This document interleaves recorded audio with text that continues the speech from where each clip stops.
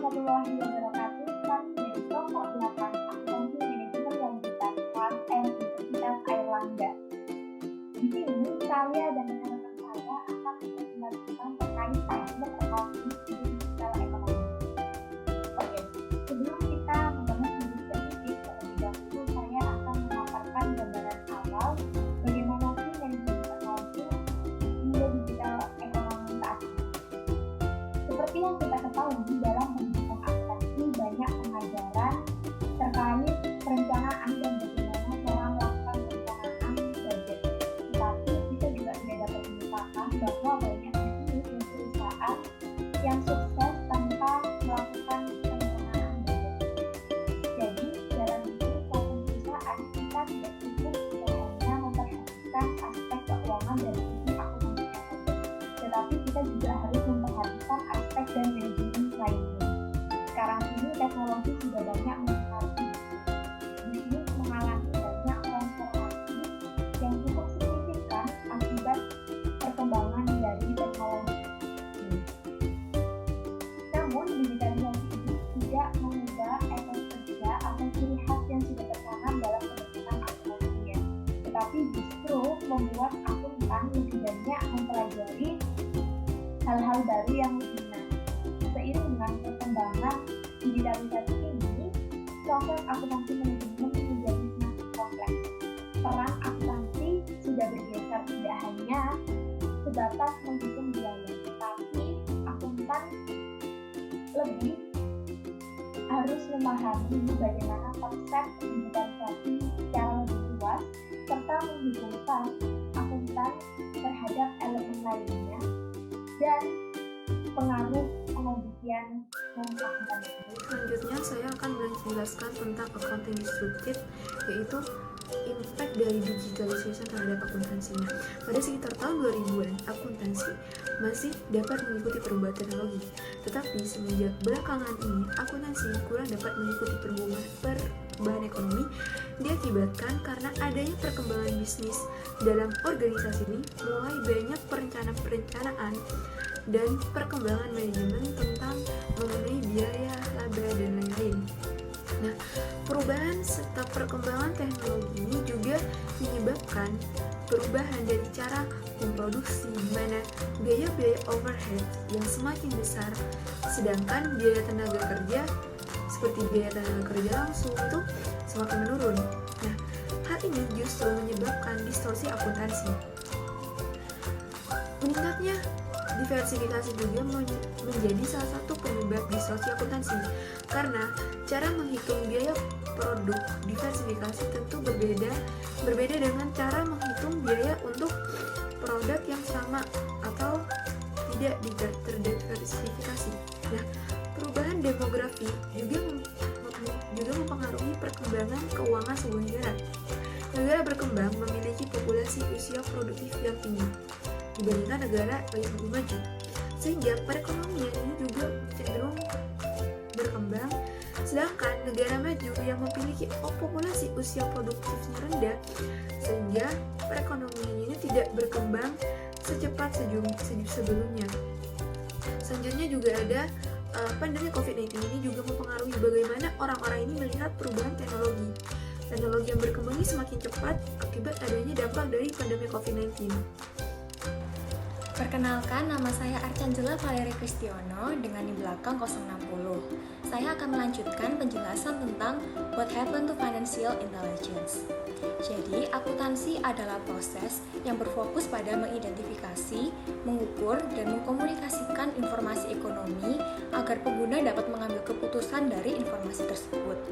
Di era digitalisasi ini, definisi akuntansi ini mengalami banyak perubahan.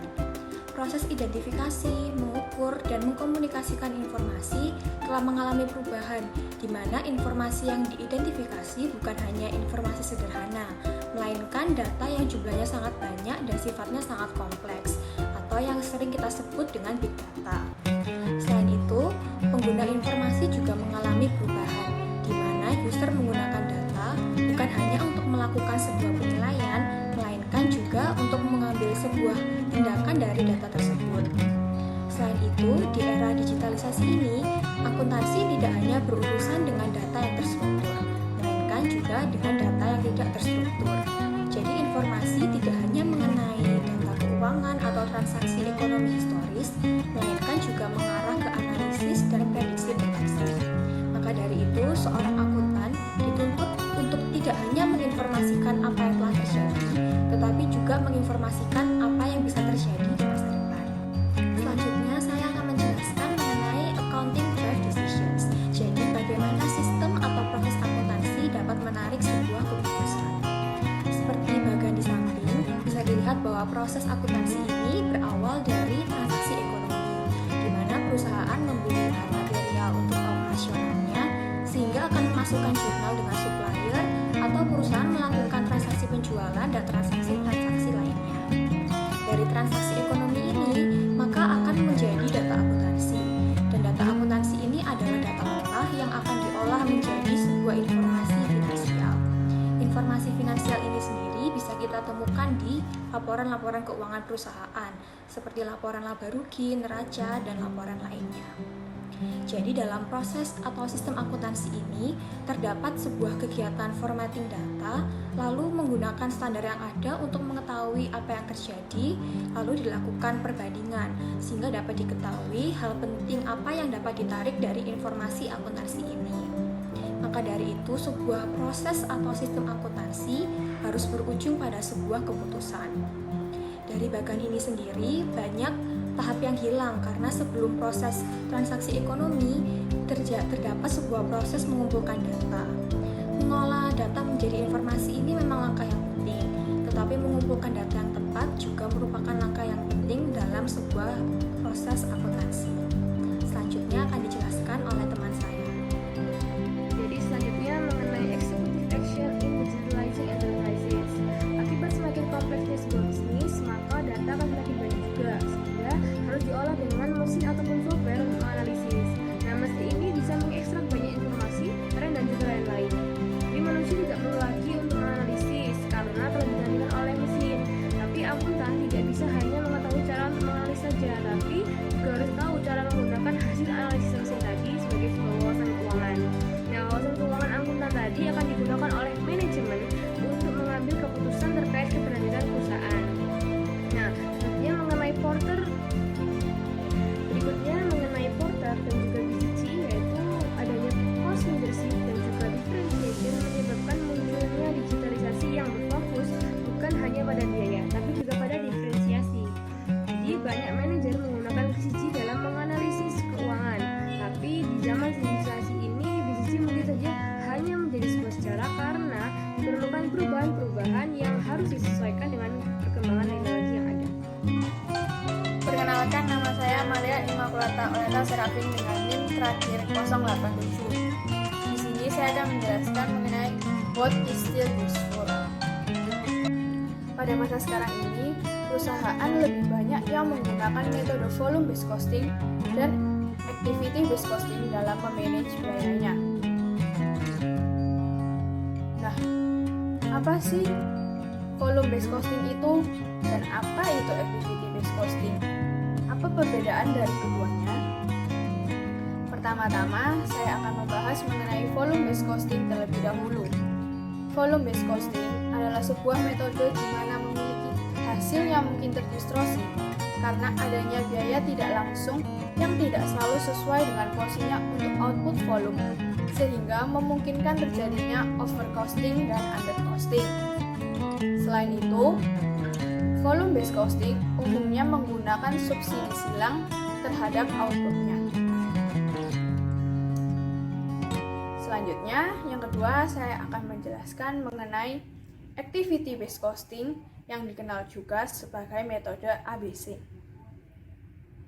Activity based costing merupakan metode yang menggunakan informasi terperinci mengenai kegiatan yang merupakan biaya tidak langsung sehingga output hanya dibebankan pada sumber daya yang dikonsumsi oleh kegiatan yang diperlukan untuk melaksanakannya.